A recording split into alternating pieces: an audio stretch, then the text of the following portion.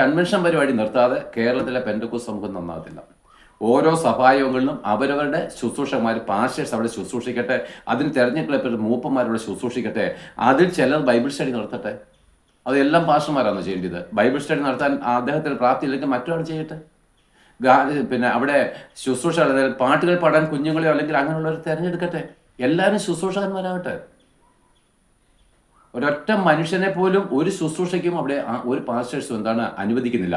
അതിൻ്റെ കാര്യം എന്താണെന്നറിയാമോ? ഈ പാസ്റ്റർ അവിടുത്തെ ഒരു ദിവസം ഇല്ലെങ്കിൽ ആ സഭയിലേക്ക് ഒരു ദിവസം ശുശ്രൂഷിപ്പാൻ ആ സഭയിൽ ഒരു മനുഷ്യനുമില്ല. 10, 40, 50, 60, 70 വർഷം കഴിഞ്ഞിരിക്കുന്ന അപ്പച്ചന്മാർക്ക് പോലും അവിടെ ഒരു വാക്ക് പറയാൻ അനുവാദമില്ല. ഉടനെ മറ്റടുത്തൊന്നൊരു 10, 15 അല്ലെങ്കിൽ 15 എന്ന് പറയാനില്ല, 10, 25 വയസ്സുള്ള യാതൊരു ജ്ഞാനോ യാതൊരു പ്രാപ്തിയോ യാതൊരു അനുഭവമില്ലാത്ത ഒരു ചെറുപ്പക്കാരനെ വിളിച്ച് ഇങ്ങോട്ടാക്കിയാണ്. ഇദ്ദേഹം ഇവിടെ വന്നിട്ട് കുറച്ച് ചാടിത്തുള്ളി വലിയ വലിയ ഗർജനങ്ങളെ ഗർജിച്ച് അവിടെ ഇരിക്കുന്ന ഈ 25-കാരനെ അവിടെയുള്ള 70-കാരനെയും പരിഹസിച്ച്.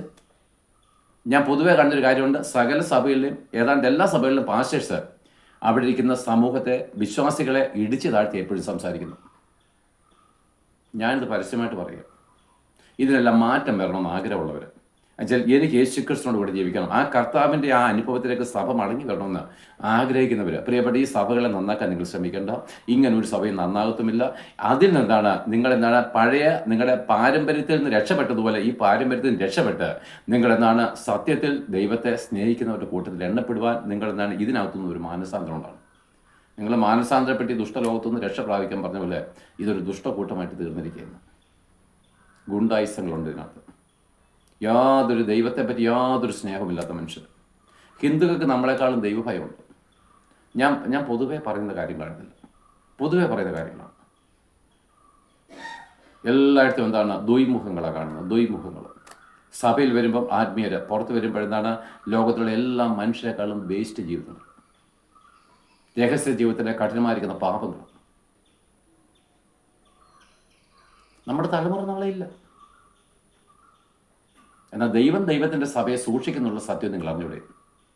ദൈവം ദൈവത്തിൻ്റെ സഭയെ സൂക്ഷിക്കുന്നുണ്ട്. അന്ന് ഉയർത്തെഴുന്നേറ്റ ക്രിസ്തു പറഞ്ഞു, ലോകാവസാനം വരെ ഞാൻ നിങ്ങളോട് കൂടെ ഇരിക്കാം. അത് പത്രോസിനോടൊന്നുമല്ല പറഞ്ഞത്, സഭയോടാണ് പറഞ്ഞത്. പത്രോസൊക്കെ മരിച്ചുപോയില്ലേ അന്നേ? ഏതാനും വർഷങ്ങളോ അല്ലെങ്കിൽ സമയം കഴിഞ്ഞപ്പോൾ പത്രോസും അപ്പോസ്തലന്മാരെല്ലാം മരിച്ചുപോയി. പിന്നെ ലോകാവസാനം വരെ ഞാൻ നിങ്ങളോട് കൂടി ഇരിക്കാന്ന് പറഞ്ഞത് സഭയോടാണ്. ലോകാവസാനം വരെ സഭ ഭൂമിയിലുണ്ട്. ആ സഭയോടാണ് ദൈവം പറയുന്നത്. അതുകൊണ്ട് ആ സഭയിൽ ഞാൻ അംഗമാണോ അല്ലയോ എന്ന് നിങ്ങൾ അന്വേഷിക്കുക.